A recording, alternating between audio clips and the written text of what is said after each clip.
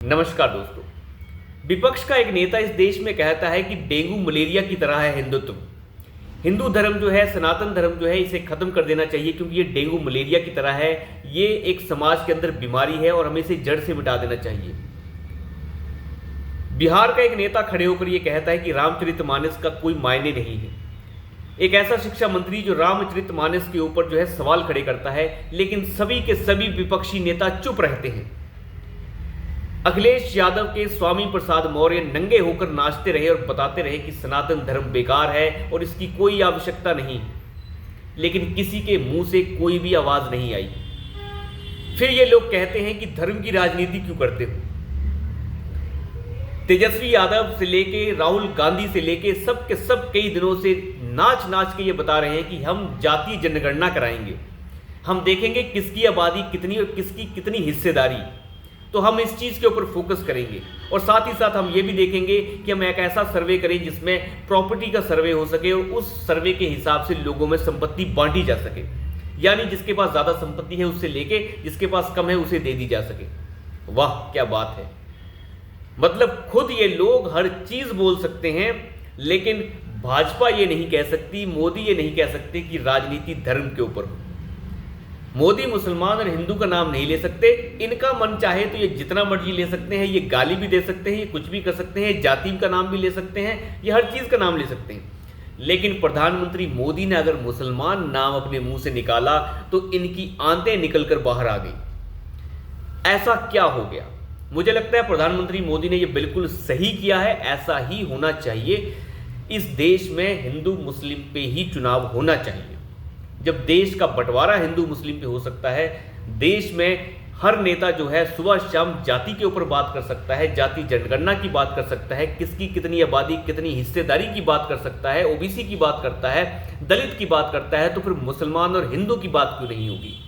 एक ऐसा वर्ग नेताओं का वर्ग है जो सुबह शाम सनातन को गाली दे सकता है, तो फिर हिंदुत्व की बात भाजपा क्यों नहीं कर सकती? कांग्रेस के मैनिफेस्टो में लिखा गया है कि हम माइनॉरिटीज़ का ध्यान रखेंगे, हम माइनॉरिटीज़ के पर्सनल लॉस का ध्यान रखेंगे, हम माइनॉरिटीज़ को खाने पीने की पूरी आज़ादी देंगे, यानी मुसलमान गाय भी खा सकता है, कोई दिक्कत नहीं है। ये है कहने का मतलब। उन्हें हम कपड़े पहनने की पूरी आज़ादी देंगे, यानी अब वो बुर्का पहनकर कहीं भी घूम सकता है, पूरी आज़ादी है। क्या भाजपा ने अपने मैनिफेस्टो में ये लिखा है कि हम हिंदुओं को ये देंगे? बताइए, क्या भाजपा ने अपने मैनिफेस्टो में ये लिखा है कि हम हिंदू समाज को ये चीज़ देने वाले हैं, हम हिंदू समाज को वो चीज़ देने वाले हैं? कोई ऐसी चीज़ नहीं लिखी गई है।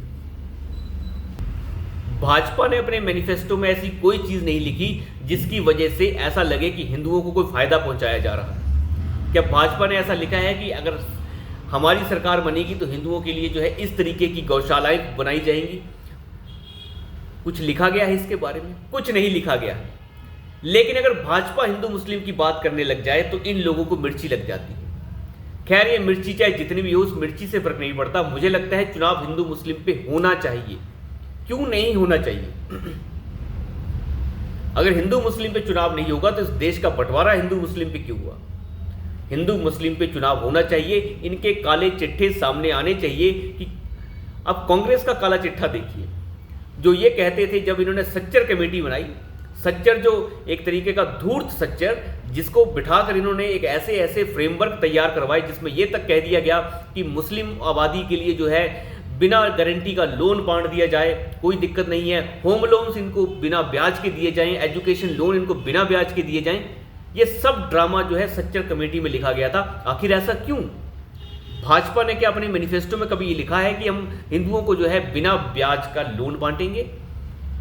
सच्चर कमेटी में साफ साफ लिखा था कि मुसलमानों के बच्चों को बाहर जाने का आरक्षण दिया जाए, बाहर जाकर पढ़ाई करने का आरक्षण दिया जाए, और साथ ही साथ एमबीबीएस से लेके बड़े कोर्सेज में इनको हिस्सेदारी दी जाए।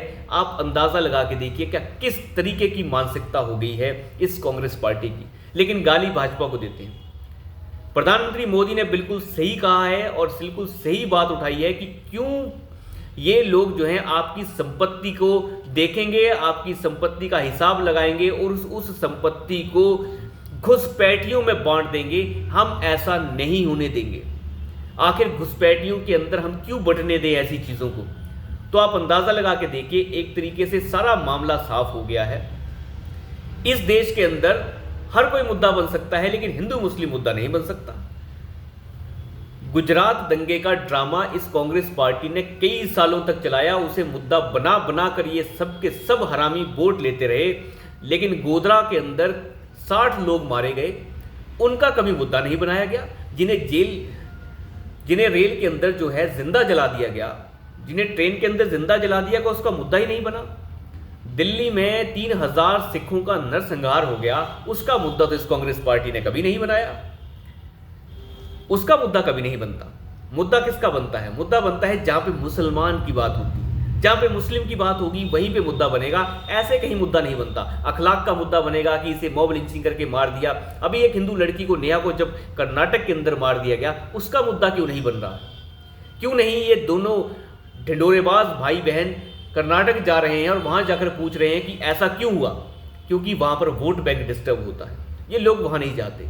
इनसे बड़ा पाखंडी इस देश के अंदर कोई नहीं है, सबसे बड़े बेशर्म ये लोग हैं। और मुझे लगता है प्रधानमंत्री मोदी ने जो इस तरीके का प्रहार किया है कि ये हमारे संसाधनों को देना चाहते हैं मुसलमानों को। 2006 की बात है, जब मनमोहन सिंह प्रधानमंत्री थे, उन्होंने साफ कहा था कि पहला हक जो है संसाधनों के ऊपर माइनॉरिटीज यानी मुसलमानों का है। मुसलमान शब्द उन्होंने स्पेशल इस्तेमाल किया था। अंदाजा लगा के देखिए, बेशर्मी तो मुसलमान की है।